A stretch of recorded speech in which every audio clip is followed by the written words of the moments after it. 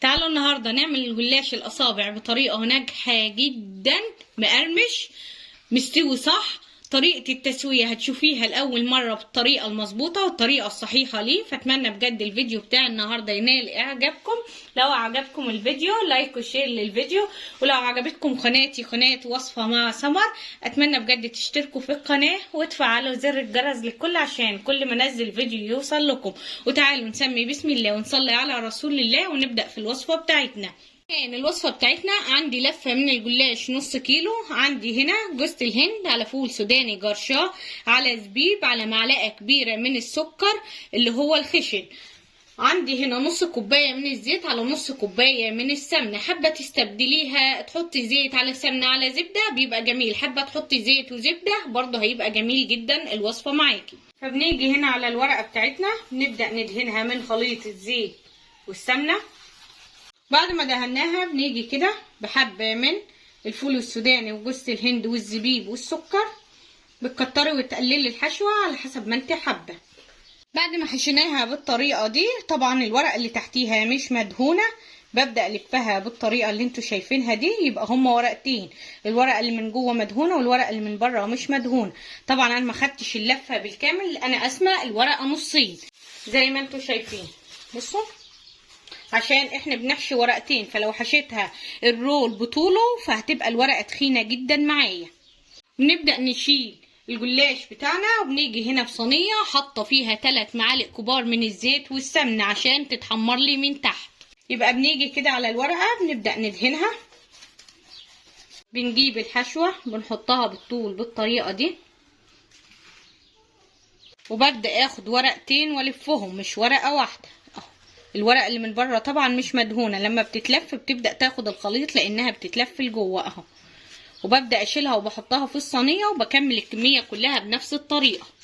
طبعا حشيت الكمية كلها بنفس الطريقة بحشوة السوداني وجوز الهند والزبيب، وضروري معلقة السكر معاهم. خلصت منك الحشوة ولسه معاكي ورقة، هتعملي ايه؟ حابة الحشوات الجلاش مختلفة، ممكن تحشيه بالكريمة او بالكاستر او المهلبية البيضة زي ما بتقولوا عليها، برضو بتبقى جميلة جدا. اهم حاجة الكريمة اللي انت هتستعمليها تبقى عملتيها وبردت معاكي وحطاها في كيس، وبتبدأي تعملي كده بالطول وتبدأي تلفي بشويش برضو بنفس الطريقة وبنفس طريقة التسوية.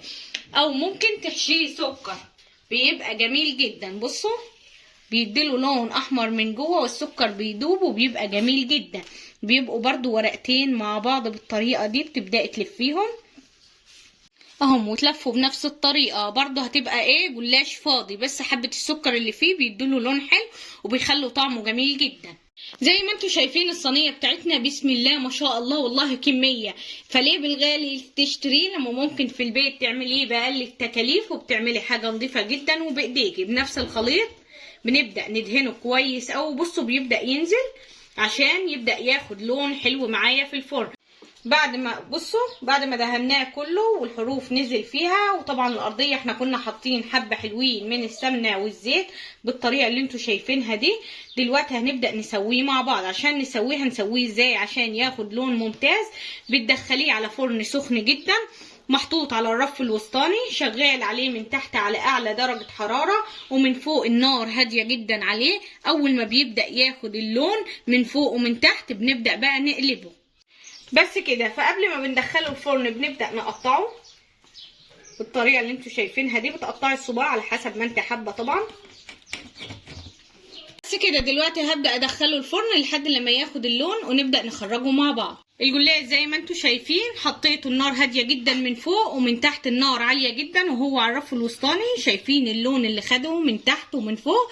دلوقتي عند الجناب لسه بيضة، هبدأ اقلبه كده، اخلي الجنب الاولاني من تحت والجنب التاني من فوق عشان ياخدوا اللون. هقلب الجلاش كله بنفس الطريقة. طبعا قلبته كله بنفس الطريقه. دلوقتي هرجع ادخله برضو على الرف الوسطاني، شغال عليه من تحت على اعلى درجه حراره والنار من فوق هاديه جدا. الجلاش زي ما انتوا شايفين خد اللون حاجه جميله جدا. بصوا ومقرمش معايا. دلوقتي عندي هنا شربات الجلاش عملته معاكم في القناه، هسيب لكم اللينك بتاعه في صندوق الوصف. هبدا اشيل الجلاش بالطريقه دي وانزل بيه على طول وهو سخن في الشربات، والشربات طبعا بارد معايا. اهم حاجه عشان تاكلي اصابع جلاش مقرمشه زي اللي بتجيبوها من بره ان الجلاش معاكي يكون بارد. ببدا اضغط عليه كده عشان كله يتشرب طبعا. وبعد كده عندي مصفى جنبي تحتيها طبق عشان ابدا اشيل الجلاش واحطه فيها فيبدا يصفي الشربات او العسل اللي فيه. دلوقتي بعد ما شربناه كويس ببدا اشيله واحطه في المصفى. شايفين القرمشه؟ شايفين الصوت؟ شايفين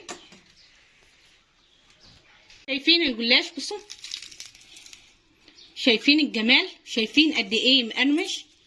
بصوا اللون من جوه كمان. كده وصفتنا للنهارده خلصت. شايفين الجمال وشايفين الجلاش بتاعنا، مفيش حبايه غير كلهم احلى من بعضهم، كل صباع احلى من التاني. فاتمنى بجد تكون وصفتي للنهارده عجبتكم. لو عجبتكم الوصفه لايك وشير للفيديو، ولو عجبتكم القناه ولسه بتشوفوها لاول مره اتمنى بجد تشتركوا في القناه وتفعلوا زر الجرس لكل عشان كل ما انزل فيديو يوصل لكم. واهم من كل شيء صلوا على رسول الله.